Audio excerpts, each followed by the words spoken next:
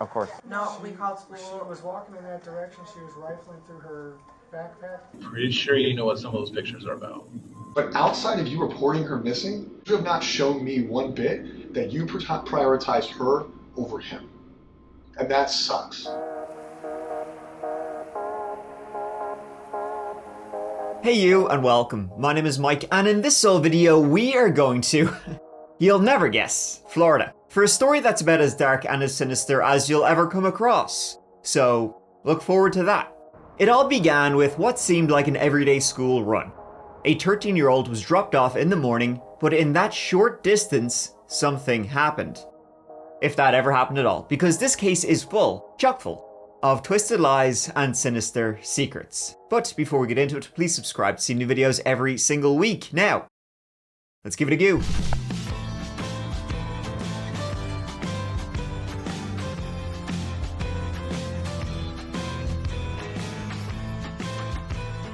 This case takes us to the jewel of Central Florida, and that is Kissimmee. What have you got to lose? Just down from Orlando. It makes a part of that metro area, and you know what? Quite a lot of stories have, and will, take us to this area, so Kissimmee, more like Killamee, right? Around 80,000 people live there, and it seems like kind of a chill place. You got team parks nearby, but also parks without a team. They just call them parks. And it seems to be a safe place to raise a family. Number one complaint I see is traffic. So, could be worse. The beginning of this case begins fairly recently. In fact, it's earlier in 2024. February, to be a bit more specific. At close to 8 p.m. on February 26th, 2024, a call was made to 911 to report that a 13-year-old girl named Madeline Soto was missing. Do you need police, fire, or medical? Police possibly. I'm reporting a missing child. Okay, and the child that you're trying to report missing, are you calling on behalf of the parent? Yes, on behalf of the mother. And then how long has it been, though, since you guys have last seen her? Since this morning. She was dropped off at school this morning, and apparently she never showed up. We called everyone we knew, no one's seen her. We're not exactly sure who made that call, but reportedly a family member of Madeline's. See, no one had seen Madeline since her mom's boyfriend, 38-year-old Stephan Sterns, had dropped her off for school that very morning. That was just outside Peace United Methodist Preschool, which was just down the street from Hunters Creek Middle School, where Madeline, attended. And that was a pretty short walk from where he dropped her off to where she was going, and Stephan said he saw her walking in that direction. It was her mom, Jennifer Soto, who was the first to notice that, she was missing. Detectives and officers were able to respond, that very night. And Jennifer, she would speak to the police, and she would say she arrived to the middle school at around 4:30 p.m. to pick up her daughter, but her daughter, Madeline, was nowhere to be seen outside of the school. Jennifer said she went in, she asked the staff, the teachers, and they would report, well, guess what? Madeline didn't actually show up for school at all that day. So what Jennifer did, she went home. Maybe she missed her, maybe she felt sick, whatever reason she didn't go to school that day. Searching the house though, Madeline wasn't there either. She checked in with her boyfriend, Stephan Sterns, who said yeah, he dropped her off that morning, all was good. She also checked in with two other residents of the house who rented a room from Jennifer. They hadn't seen her either. So after waiting a few hours, the police were contacted and the search began. Thank you so much. Of course. Do they speak English? Yes. Okay. This is mom. This is mom? Okay. Hi there. Hey there. Hey there. What's going on? So, my daughter was dropped off close to school this morning, but never made it. I went to pick her up from school. So, she was supposed to be dropped off at school, didn't make it to school. Didn't make it to school. I went to pick her up from school today, Okay. and she never came out. They announced it over the speaker, and I'm just like, maybe she walked here, because sometimes she'll walk here to this office. Mm-hmm. I came here, nothing. I went back to the school, they were closed. I got an email from the school saying she was absent, but I also messaged her teacher, and he looked at her entire attendance today and saw that she was completely not at school today either. Okay. So she never made it. Okay, what's her name? Madeline. Madeline. Madeline. Last name? Soto, S-O-T-O. S-O-T-O? Yeah. Date of birth? February 22nd, 2011. February 27, 2000? 22nd, Oh, sorry, 22nd, 2011. 2011. By any chance, does she have a phone number or a phone? She does, but she left it at home today. I have it. You have it. And I've already gone through her messages. Okay, how about, did she have like an Apple Watch? But he dropped her off half a block away and drove away. Okay. Did she ever go to school though? No, we called school. She was walking in that direction. She was rifling through her backpack, just looking for something. I thought maybe she was just looking for headphones before she got her walking on. Yeah. But she was just kind of, shambling over in that direction. It looked the same as any other morning. Okay. What was the last thing you asked? If she went to school, I think that's what it was. So I got confirmation from the school that she never made it. They sent me an email saying she didn't make it. It seemed like something happened in that short walk between from where Stephan Sterns dropped her off to where the middle school actually was. And this was beside a pretty busy road, so a lot of folk, coming and going. Shady perhaps, let's see. Madeline Soto was only 13 years old, an occasion she celebrated the day before she went missing. And she was described as a sweet but quiet and withdrawn kid. She was struggling in school, dealing with anxiety and ADHD. As is normal in these situations, investigators have to act pretty swiftly when it's a 13-year-old girl who went missing if they want any sort of thing that even resembles a positive outcome. So the police asked Jennifer, Madeline's mom, and Stephan Sterns, who was Jennifer's boyfriend, and they'd been together for like 7 years at this point, so he was also sort of like a de facto stepdad to Madeline. Police asked them both to come in, do an interview, and they also, asked if they could have a look around the family home. Is this normal behavior? Not at all. To just not show up or call or text or anything? Not at all, no. In my heart, I feel like somebody took her. This isn't like her to just pick up and run away. I just hope you're okay, Maddie. I hope you're safe. I hope you're not hurt.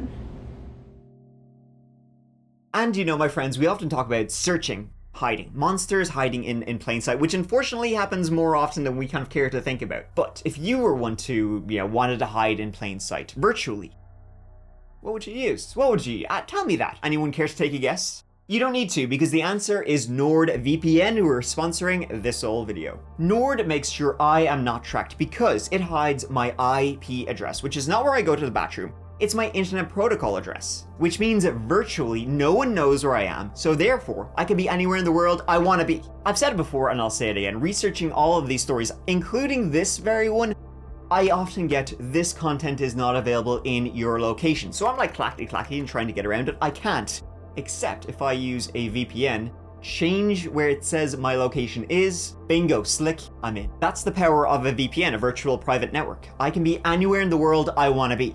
I mean, virtually. It's not magic. More especially though, if you don't want people tracing your location so they can find where you are, you gotta use a VPN. But Nord doesn't only keep your location safe and secure by hiding your IP address with their more than 6,000 Nord servers around the world, Nord also has incredible features like Nord's Mesh Net, where you can safely connect to any other device in the world. Or how about a password manager, a data scanner, a dark web monitor that gives you alerts if your credentials have been leaked. Or how about Nord's Threat Protection that blocks nefarious websites and ads, it scans files, and it stops trackers in their tracks. Nord's goal is, and it's always been, to make the internet better than it is today, free from online threats, free from surveillance, free from censorship. I don't like threats, don't like surveillance, don't like censorship. So I'm with Nord on this one. Brave, I know. With the internet becoming more and more whatever that is, you gotta have guys like Nord watching your back. So, become safer with a click by downloading NordVPN today. And if you use my special little link, that is nordvpn.com/thatchapter, you can get an exclusive deal.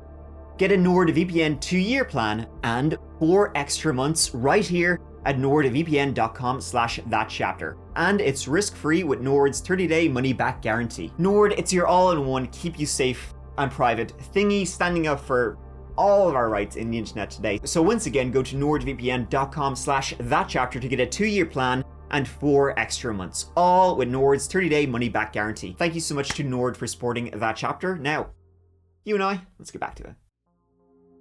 The family home was in a fairly well-to-do gated community, and it was cordoned off while officers searched for any indication of what had happened to Madeline. Both Jennifer and Stephan were asked also to hand over their cell phones, which they both readily did. So while a search of the family home, it didn't turn up anything too kind of catastrophic. It did indicate that, things in the house, they weren't exactly normal, folks. First of all, the two tenants who also lived in the house, they rented a room from Jennifer. They were both cleared of suspicion fairly quickly, so I won't spend too much time on them. But the thing is, it's likely that's why Jennifer was able to afford, a really nice house in this well-to-do community, because she was renting out some of the rooms of the home. But that also led to this other kind of weird situation for the actual family who lived there, Jen Soto, Madeline Soto, and Stephan Sterns, because it was a 4-bed house. 2 rooms were taken up by 2 tenants, so that left 2 rooms then for Jennifer, Madeline, and Stephan. So you would sort of think, right, that, well, okay, Jennifer and Stephan, boyfriend, girlfriend, they're going to have 1 room, and that leaves 1 room then for Madeline. But no. The master bedroom belonged to Jennifer, but the previous year, Jennifer and Stephan's relationship had been sort of in flux, so Stephan would take the other room. So where did Madeline sleep then? Well, Madeline had what's been described as a makeshift room with these sort of false walls on the first floor of the house. Pretty weird. Then in Stephan's room, the police found a whole bunch of lube, sex toys, a loaded 9mm. Now, I know you're thinking, wow, that sounds like a perfect man's bedroom. But what was weird is that Madeline didn't stay in that little makeshift room. She slept with her mom and her mom's boyfriend, a lot. In the same bed as them. In the same bed as Stephan sometimes. Just Madeline and Stephan. Yeah, this isn't going anywhere good.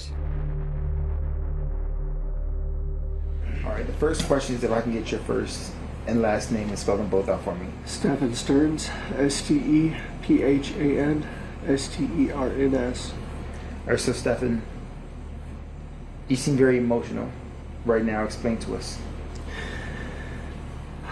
I dropped her off. Everything looked fine when I drove away. It's the last time we saw her. We were just scared. We just wanted her home. Have you, literally put boots on the ground, went out? Yeah, I even went out with the cops where I had dropped her off. And we looked all up and down the road, all along the communities, and there was nothing helpful. None of the cameras were pointing the street. Nothing, which in 2024 was surprising. A living nightmare. It's a living nightmare. Day started off like any other, and I just want to wake up.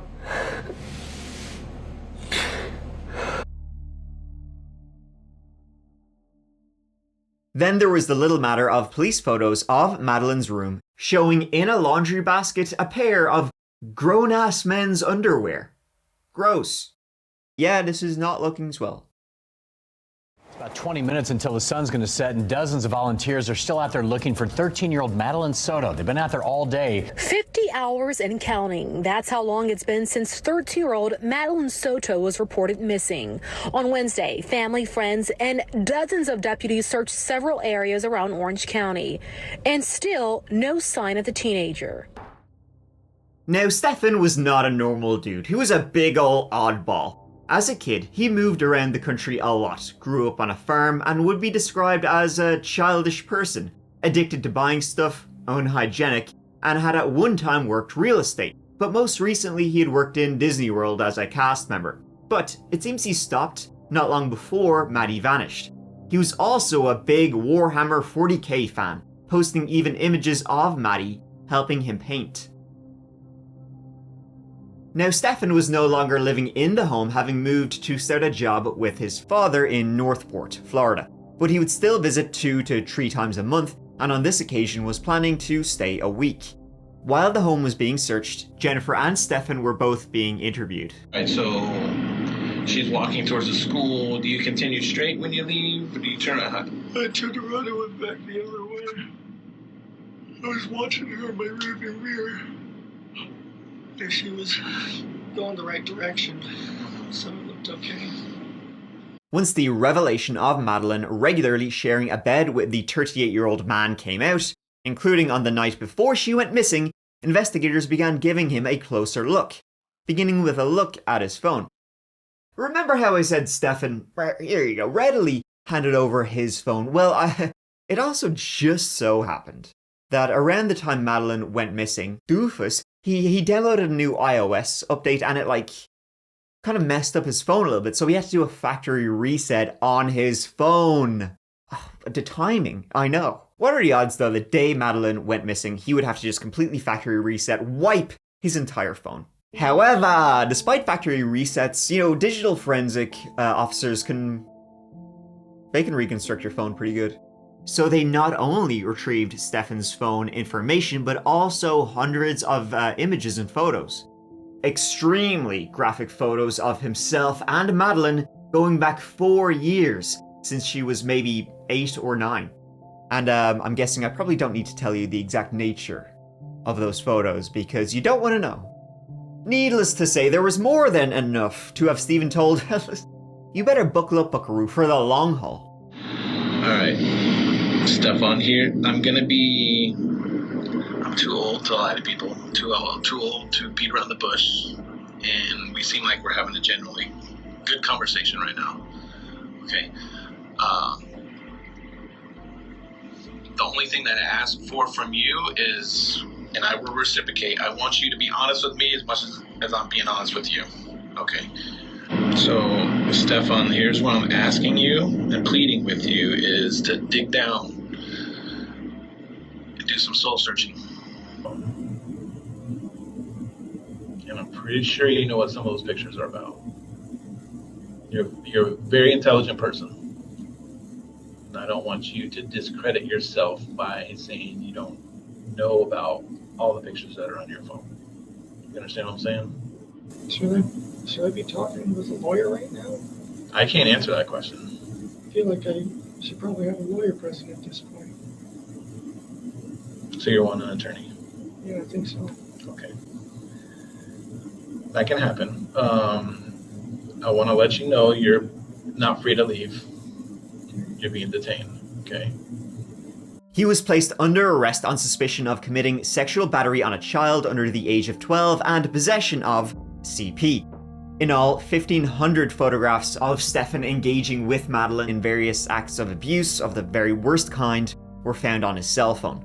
That's before the forensic technicians got access to Stephan's Google Drive, where they discovered a trove of tens of thousands of explicit images. Truly, it doesn't get any darker than this. The data from Stephan's phone would have been enough on its own for investigators to entirely change the nature of the search for Madeline Soto, from rescue to recovery. Then, officers tracking Stephan's movements on the morning of February 26th, the day she went missing, quickly realized that his version of the timeline didn't exactly marry up with any of the facts, and Stephan went from potential witness to suspect numero uno. According to Stephan's version, he arrived back to the home in Kissimmee the night before Madeline went missing. This would have been on the 25th. He'd been staying with his parents. He'd supposed to come back earlier on the 25th as it was Madeline's birthday, if you can believe that, and she wanted him there to attend.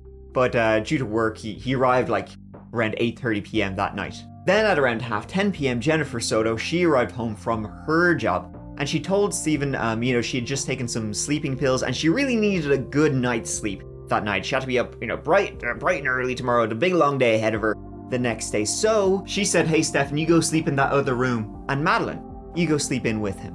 Yeah, Jennifer said she needed a good night's sleep, and Madeline was apparently a squirmy sleeper.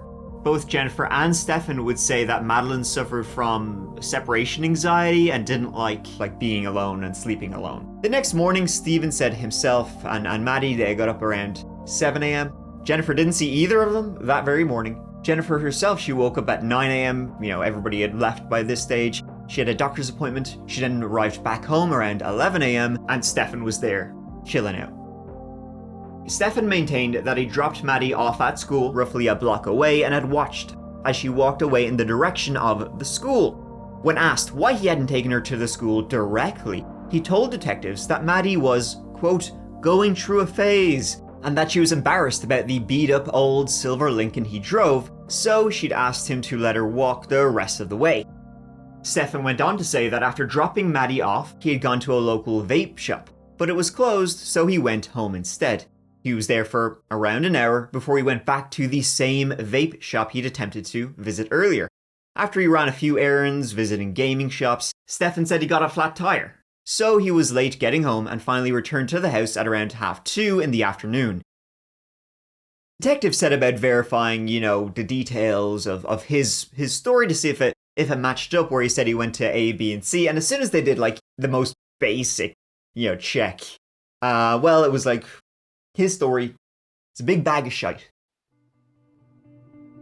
The gated community the Sotos lived in had a security gate complete with CCTV. Detectives obtained the footage from that morning, and as soon as they saw Stephan's car, alarm bells started ringing.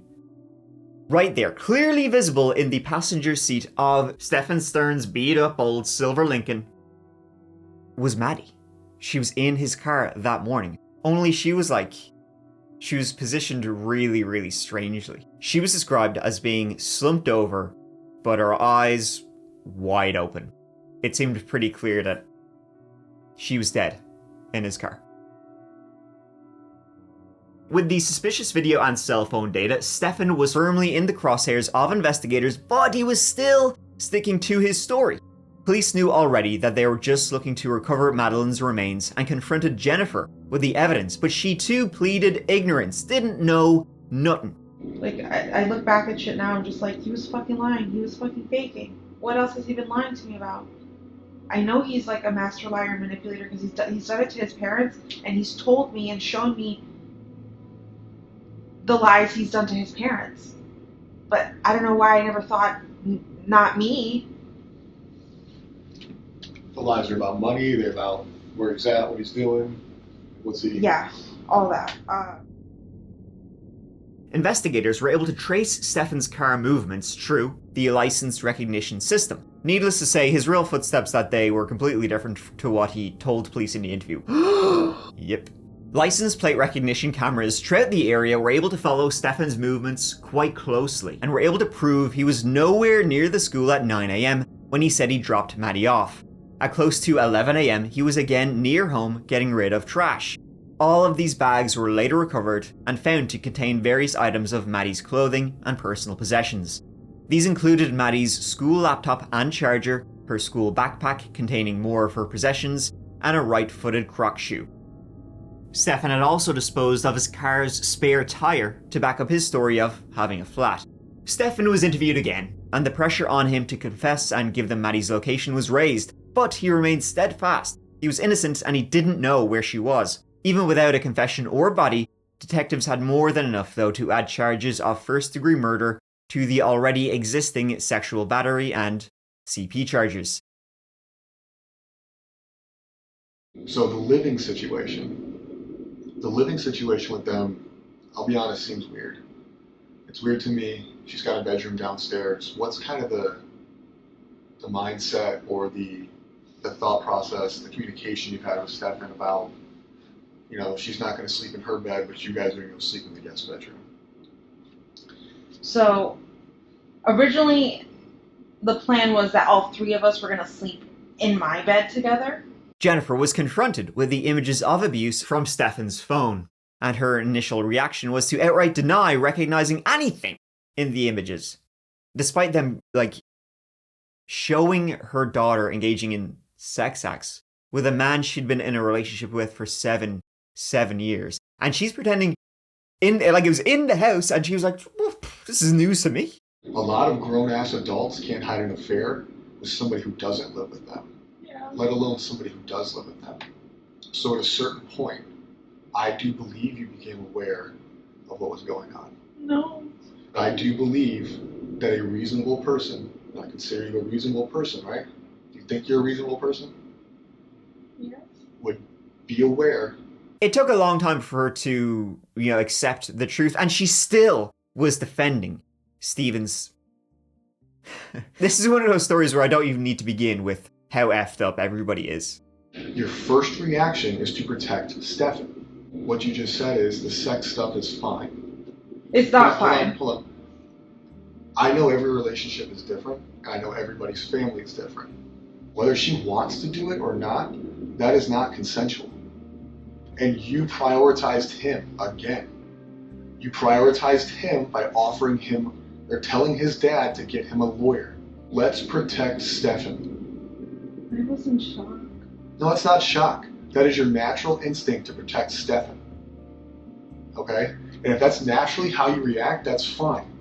But that goes into what I've been telling you this whole conversation is I don't believe a lot of the things you're saying, and I don't believe a lot of the things you say you weren't aware of. And that is because you've now shown me twice that your first reaction, no matter what you were told or shown. Her entire reaction to the situation has been strange from the beginning. She showed little emotion and only cried when detectives made note of it being her own birthday the day after she was being interviewed. Birthday's tomorrow. Right? Today's the first.